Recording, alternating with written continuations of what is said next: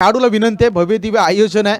शेवटची मॅच ही काही क्षणापुरती होईना, अगदी अंधारापासून थोडंसं लवकर ही मॅच होईल याच्यावरती प्लीज सर्वांनी थोडंसं आपण लक्ष केंद्रित करत. 6 मध्ये 6चं इक्वेशन आहे.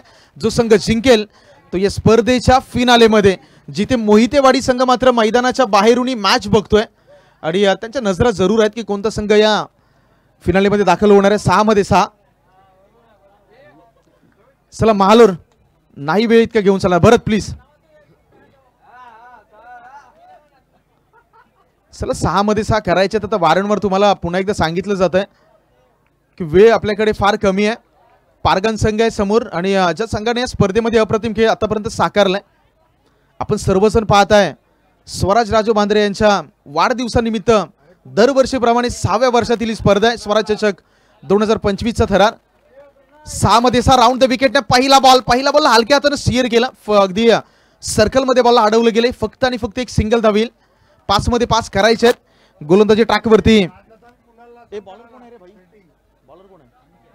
अनिकेतला गोलंदाजी ट्रॅकवरती पाहत आहे.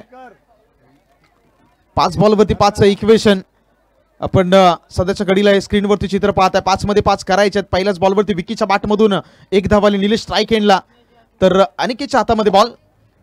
भवितव्य आपल्या मॅचचा यावेळी फटका जर पाहिला तर लाफ्ट केलाय.